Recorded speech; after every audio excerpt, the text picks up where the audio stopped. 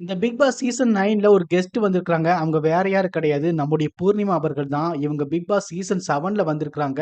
Season 7ல one of the best கண்டஸ்டன்ட்டா பூர்ணிமா அவர்கள் இருந்திருக்காங்க.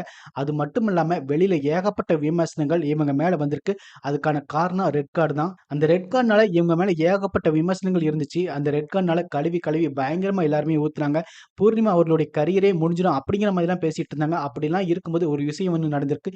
இவங்க வந்து அதிரடியா பிக் பாஸ் வீட்டுக்குள்ள என்ட்ரி குடுத்திருக்காங்க. இவங்க பிக் பாஸ் வீட்டுக்குள்ள வந்ததுக்கப்புறம், பிக் பாஸ் வீட வந்து சுத்தி பார்த்துட்டு, இங்க தாங்க பெட்ரூம் வச்சிருந்திருக்காங்க. லிவிங் ஏரியா இருந்துச்சு.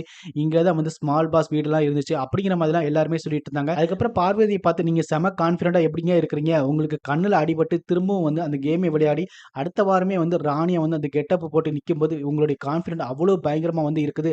அந்த கான்ஃபிடென்ட்லாம் எனக்கு ஒரு 10% இருந்தா போதும். நானெல்லாம் எங்கேயோ போயிருப்பேன்." அப்படின்லாம் சொல்லி நம்மளுடைய பூர்ணிமா அவர்கள் வந்து பார்வதி கிட்ட சொல்லிட்டு இருந்தாங்க. அதுக்கப்புறம் சுபிக்ஷாவ பார்த்து, "நீங்க தான் ரியல் கேமரா இருக்கிறீங்க. செமையா கேம் விளையாடுறீங்க. அந்த கியூசி டாஸ்க் எல்லாம் பார்த்தேன். வெறித்தனமா பண்ணி வச்சிருந்தீங்க." அப்படிங்கிற மாரி தான் சொல்லியிருந்தாங்க. அதுக்கப்புறம் திவ்யா பார்த்து, "உங்களுடைய வாய்ஸ் வந்து சூப்பரா இருக்கு. நீங்க வந்து ரொம்ப அழகா இருக்கிறீங்க." அப்படிங்கிற மாரிலாம் சொல்லிட்டு இருந்தாங்க. அப்புறம் சாண்ட்ராவ பார்த்து, "நீங்க அந்த ஹோட்டல் டாஸ்க்ல ஒரு விஷயம் பண்ணியிருப்பீங்கல்ல, அது ரொம்பவே வெறித்தனமா இருந்துச்சு." அப்படிங்கிற மாரி சொல்லியிருந்தாங்க. அதுக்கப்புறம் சபரிநாதன பார்த்து, "நீங்க நிஜமாவே ஒரு ஜெம் ஆஃப் த பெர்சன்." அப்படின்னு வந்து சொல்றாங்க. அதுக்கப்புறம் கமருதீன பார்த்து என்ன சொல்றாங்க தெரியுமா? "உங்கள மாரி ஒரு ஆள் வந்து என் பக்கம் இருந்திருந்தாங்கன்னா, வேற மாரி இருந்திருக்கும். ஏன் அப்டின்னா, ஒருத்தர் தப்பு பண்ணிட்டா, அவங்க நம்மளுடைய ஆள் அப்டின்னு தெரிஞ்சதுக்கு அப்புறமும், அவங்களுக்காக நீங்க நிக்கிறீங்க பார்த்தீங்களா? அதுதான் வெறித்தனம் அப்டிங்கிற மாரி சொல்லிட்டு இருந்தாங்க. ஸோ அப்படிப்பட்ட ஆட்கள் வந்து நம்முடைய வாழ்க்கையில கிடைச்சா நம்மலாம் சக்சஸ் ஆயிடலாம் அப்டின்னு சொல்லி ஒவ்வொருத்தருக்கும் ஒவ்வொரு பாயிண்ட் வந்து சொல்லியிருப்பாங்க பூர்ணிமா.